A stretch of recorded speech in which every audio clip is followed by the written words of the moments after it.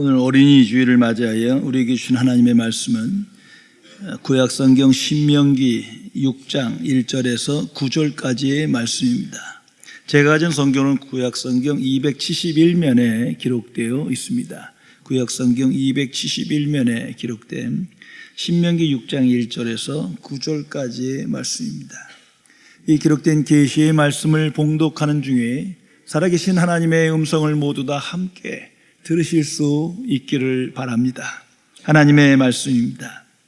이는 곧 너희 하나님 여호와께서 너희에게 가르치시라고 명하신 명령과 규례와 법도라.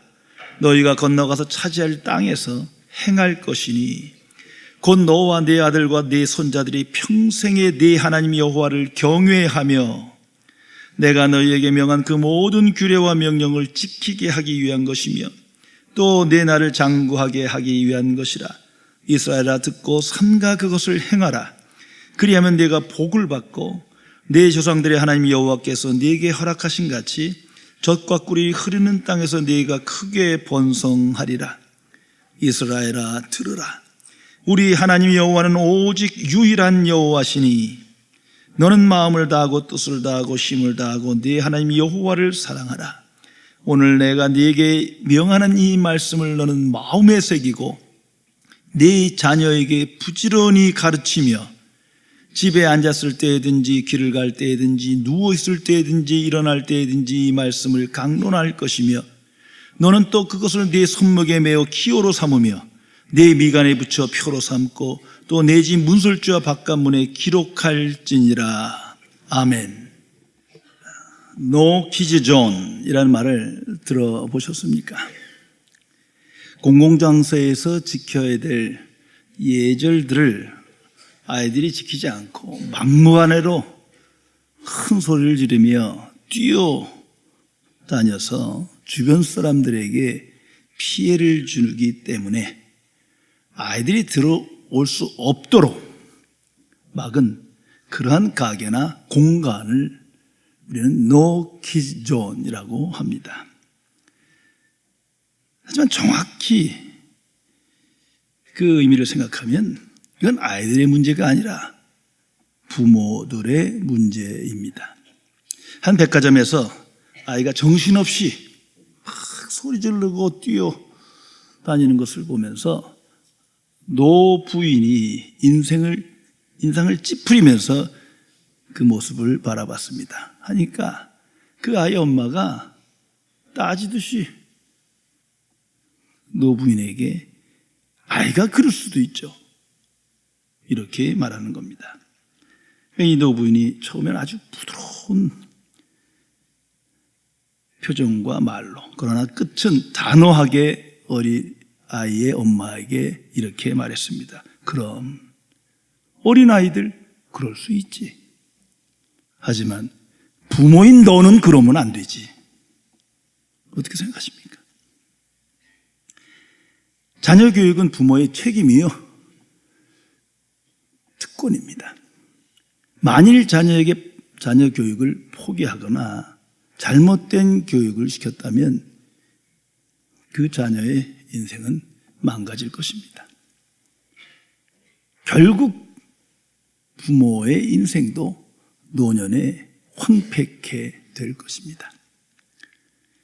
미국에서 자녀들에게 절대로 해서는 안 될 말 5가지가 있는데 한국인 부모에게도 똑같이 적용되기에 소개를 합니다. 한번 생각해 보세요. 첫째가 널 왜 낳았는지 모르겠다.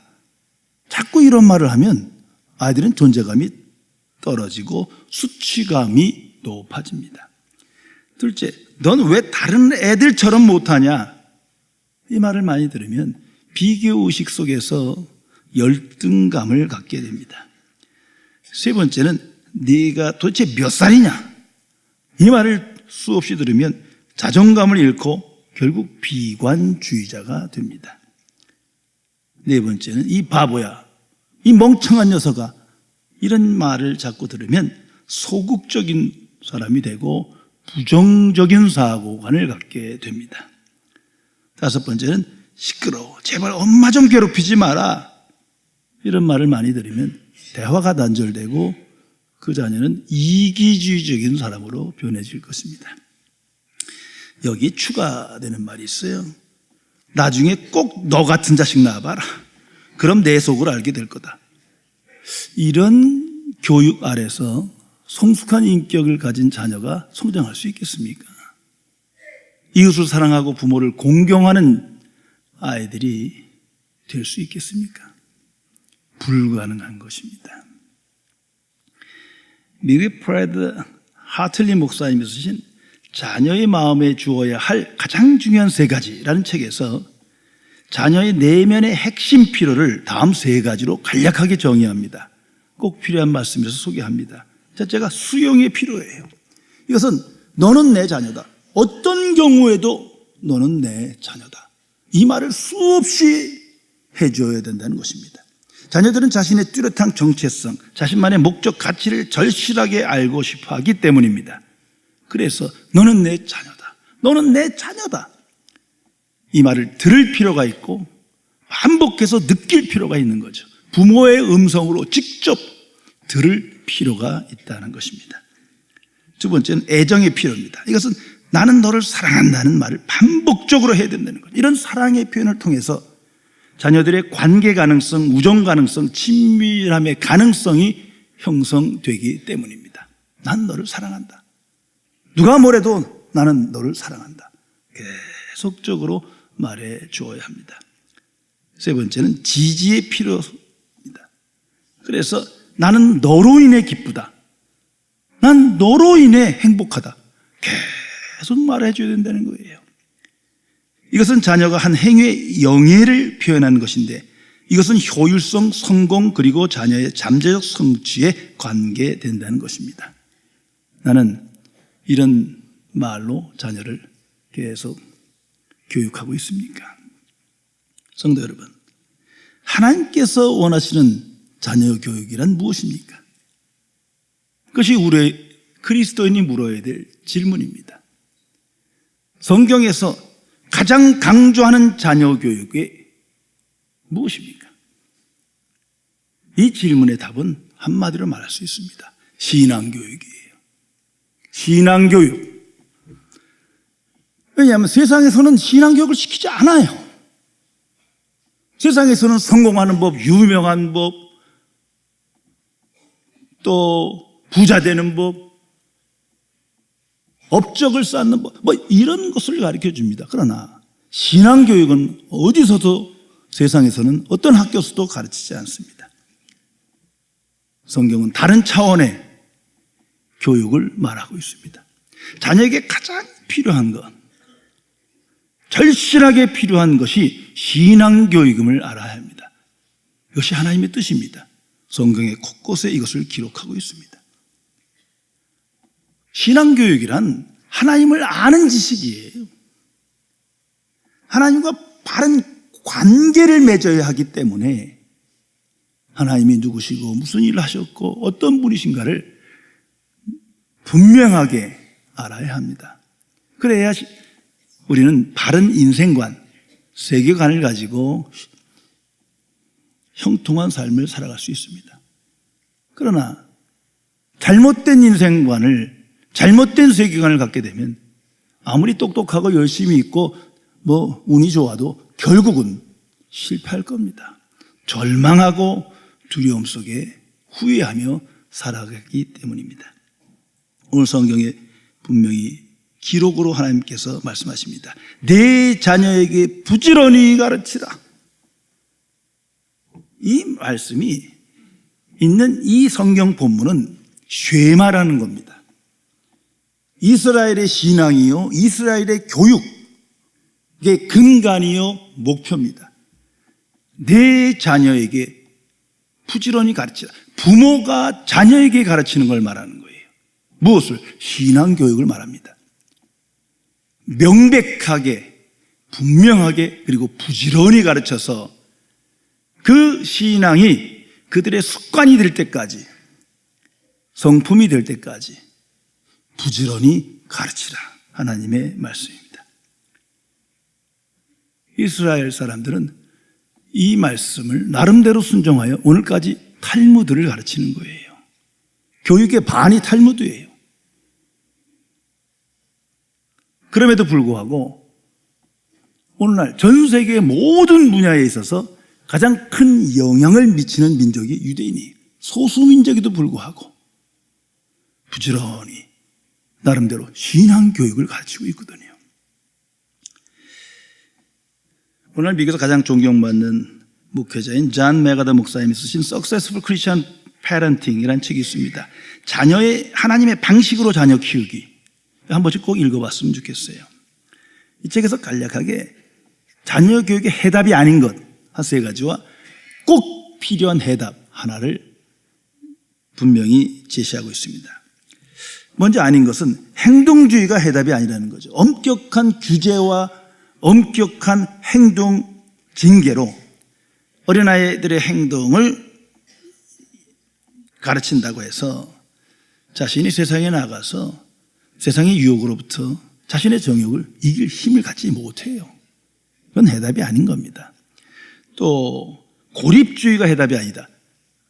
나쁜 환경으로부터 격리시키는 거죠. 이게 참 잘하는 것 같지만 그것은 답이 아니에요. 특히 오늘날은 21세기는 인터넷에 그냥 다 오픈되어 있어요. 스마트폰에. 뭘 막는다는 거예요? 어떻게? 그것으로는 바른 인격의 사람이 될 수가 없어요. 세 번째는 자존감이 해답이 아니다. 자기가 자신에 대해서 좋은 생각을 갖고 자존감을 높이면 정서적으로 또는 지적으로 문제를 해결할 능력을 갖는다. 이것이 오늘날 교육 방침이에요. 그 자실현을 말하지만 어림도 없어요.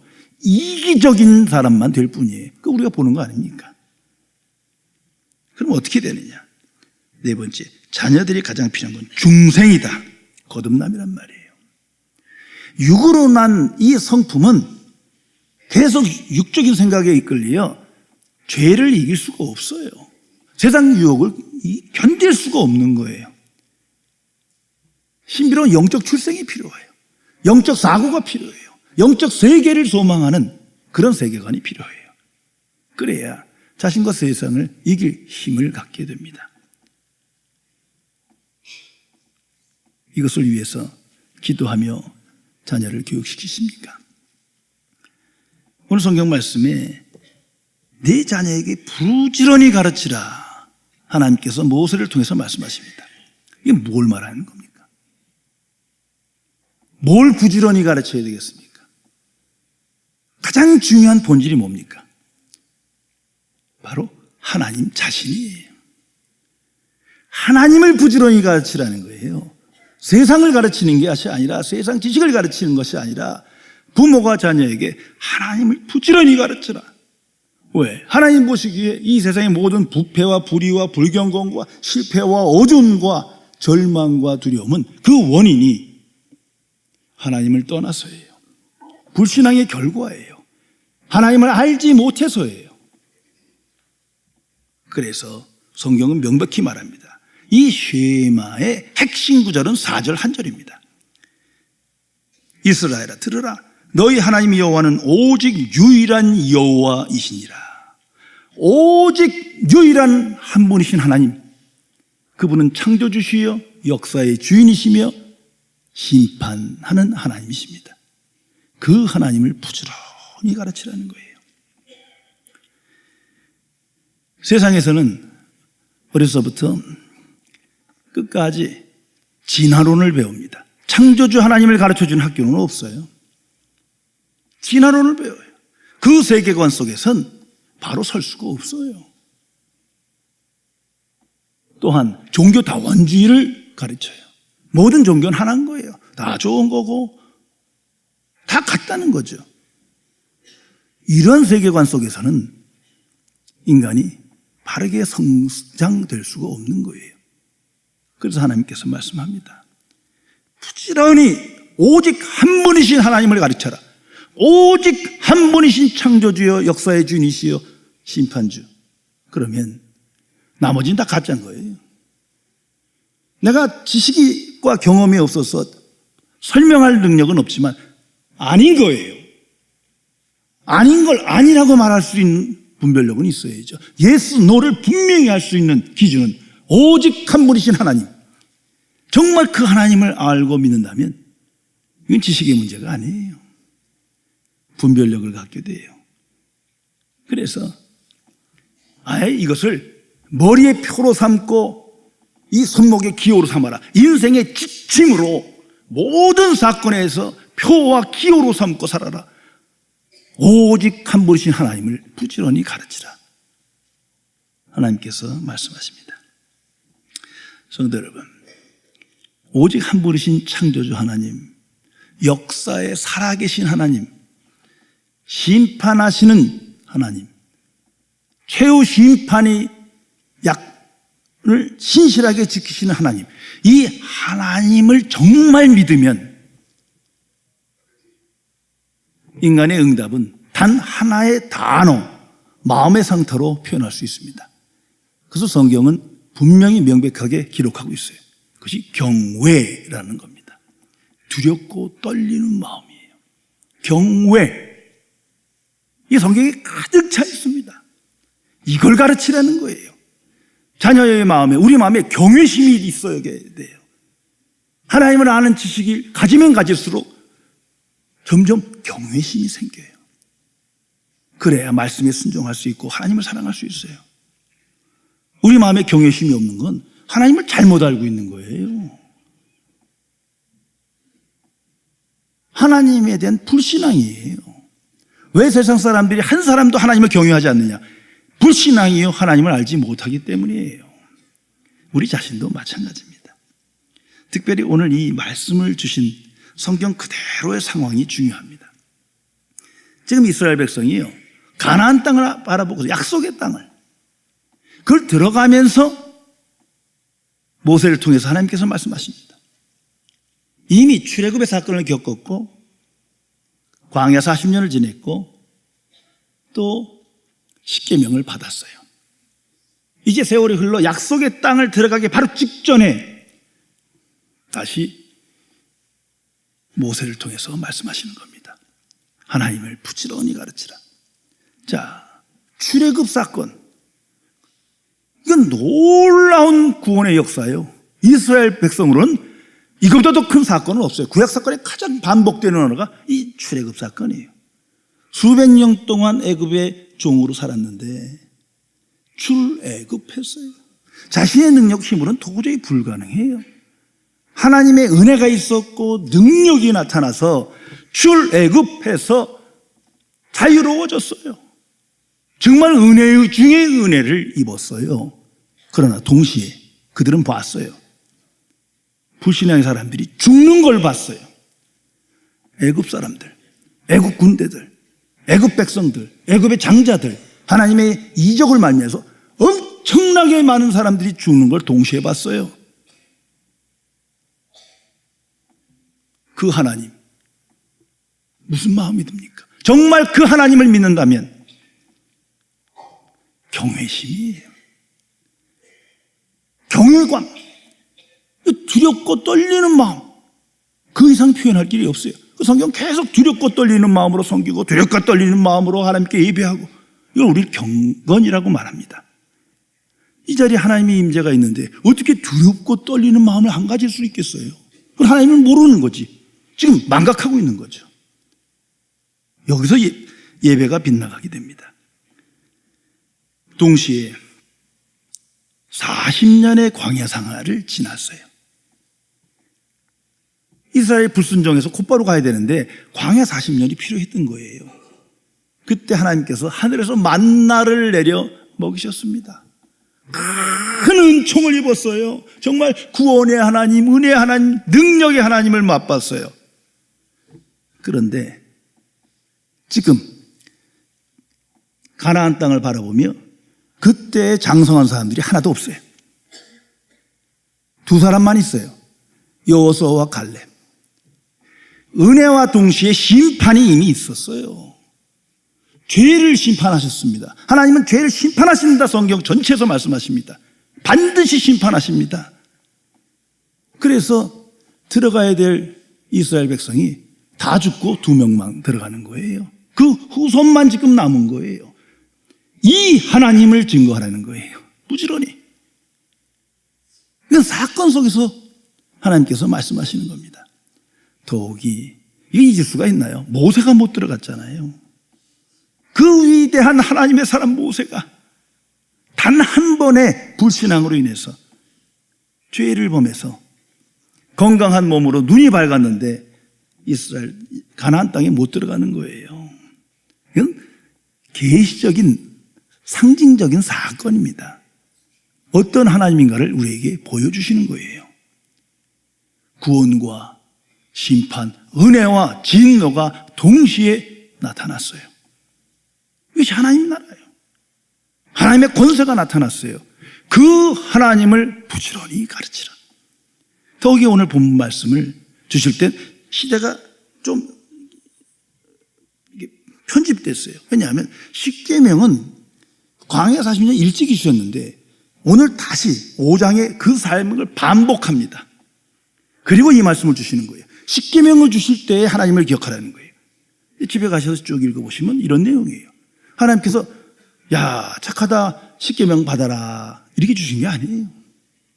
하나님 스스로를 임재를 나타내시면서 하나님이 표현하신 하나님 자신은 그 시내산에서 먼저 큰 불이 있다고 그랬어요. 땅이 진동을 했어요. 어두움이 덮였어요. 큰 구름이 가득히 있었어요. 거기다가 뇌성이 있고 하나님의 큰 소리로 말씀이 들렸다. 이스라엘 백성은요, 저 멀리서도 가까이 가지 못했어요. 하나님의 임재 앞에 다 죽을까 봐 모세만을 보냈습니다.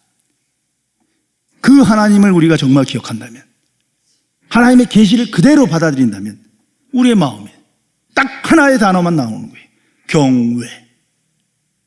두렵고 떨리는 마음으로 하나님을 바라보게 됩니다. 이것을 부지런히 가르치라는 거예요. 신약 성경에는 이 경외를 믿음과 순종으로 표현하고 있습니다. 정말 하나님을 아는 하나님이 계시한 그대로를 하나님을 사건으로 경험한다면 이 세상 끝날까지 경외를 떠나서는 하나님을 생각할 수가 없죠. 은혜로우시나 죄를 심판하신 하나님, 큰 거룩한 사랑을 보이시나 진노하신 하나님. 성도 여러분, 이 사건이 동시적으로 나타난 상징이 십자가라는 거예요. 그래서 예수님께서 십자가에 죽으시는 거예요. 하나님의 진노예요. 죄에 대한 진노. 그 속에 하나님의 사랑, 은혜가 임한 거예요. 그 하나님을 생각할 때 초월의 하나님, 창조주 하나님, 역사의 주이신 하나님, 심판하시는 하나님, 신실하신 하나님, 그 하나님을 믿을 때 우리는 두렵과 떨림으로 하나님 앞에 나갈 수밖에 없습니다. 그 마음을 경외라고 오늘 성경은 말합니다. 그래서 2절에 보면 곧 너와 내 아들과 내 자손자들이 평생에 내 하나님 여호와를 경외하며, 하나님을 경외해야 하는 만큼 우리는 순종할 수 있어요. 하나님을 믿는 만큼 하나님을 사랑할 수 있어요. 왜 우리가 하나님을 전심으로 못 사랑하냐? 경외감이 없어서예요. 왜 하나님께 불순종하냐? 정말 믿지 않기 때문이에요.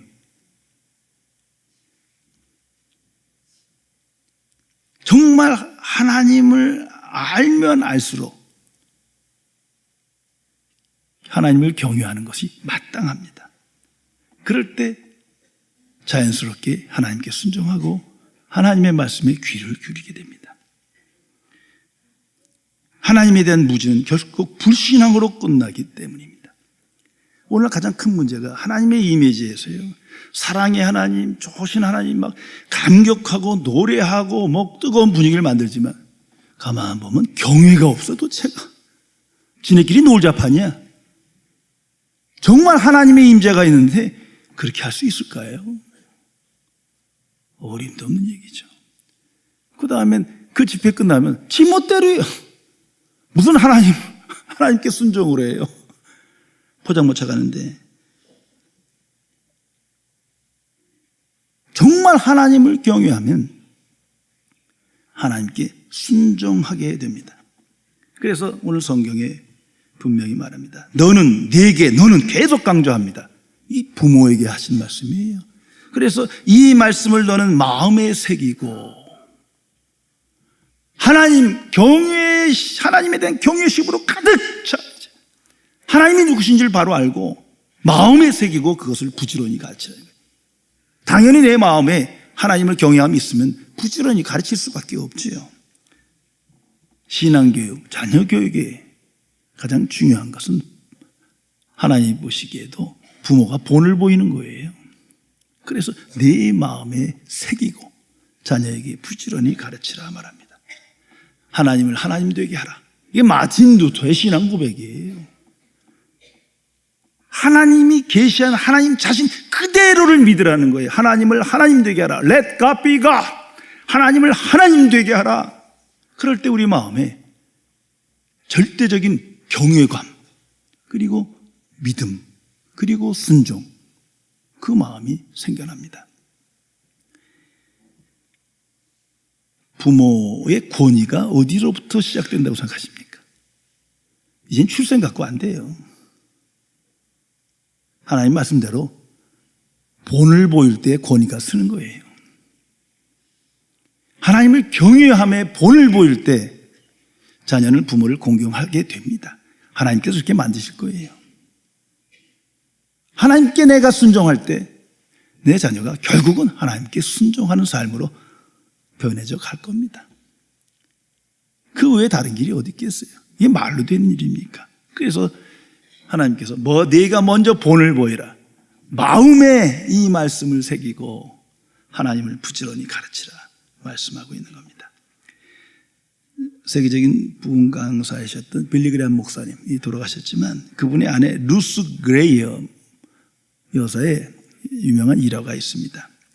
이분은 그냥 신학 공부하신 분도 아니고 그냥 사모님이신데 일반 평신도예요. 성도분인데 평생을 성경을 가까이 하고 사랑하고 또 성경 말씀을 증거하고 가르치고 그랬어요. 그 사람들이 자꾸 물었어요. 목사님은 당연한 거지만 어떻게 사모님은 그렇게 평생 성경을 가까이 하셨습니까? 그때 이분이 자기네 어린 시절을 기억하면서 이런 고백을 남깁니다. 그 중국의 의료 선교사였어요. 아버지가. 그때의 모습을 상기하면서 이런 기록을 남겼습니다. 매일 아침 식사를 하러 아래층으로 내려가면 아버지는 자리에 앉아 성경을 읽고 계셨습니다. 의료 선교사였던 아버지는 항상 정신없이 바쁘셨던 분인데도 아침 시간에는 항상 성경을 함께 하셨습니다. 또 밤이 되면 일을 마치신 우리 어머님도 아버지와 똑같이 하셨습니다. 세상에서 가장 존경하고 사랑하는 우리 부모님의 관심과 헌신을 그 정도로 차지하는 것이라면 나도 한번 탐구해 볼 만한 가치가 있다고 생각했습니다. 그래서 나는 아주 어렸을 적부터 성경을 읽기 시작했습니다. 성경이 계시하고 하나님 스스로가 우리에게 나타내 주신 하나님은 오직 한 분이신 창조주이시며 역사의 주인이시며 최후의 심판을 하실 심판주이십니다.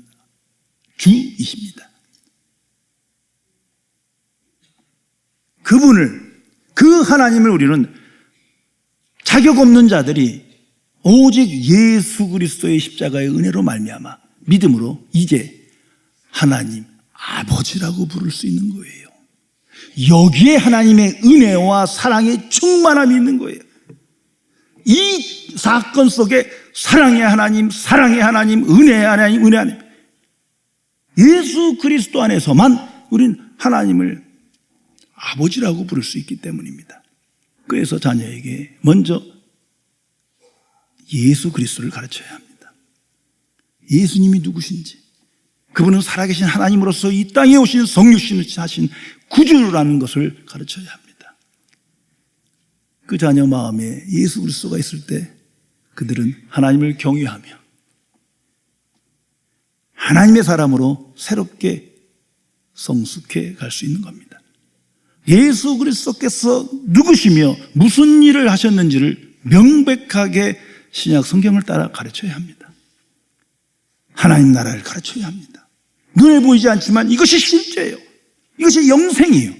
하나님의 약속이에요. 하나님 나라를 가르치고 거듭남을 가르치고 십자가와 부활을 가르치고 성령의 역사를 가르치고 최후 심판을 가르쳐야 합니다. 천국과 지옥을 명백하게 가르쳐야 합니다.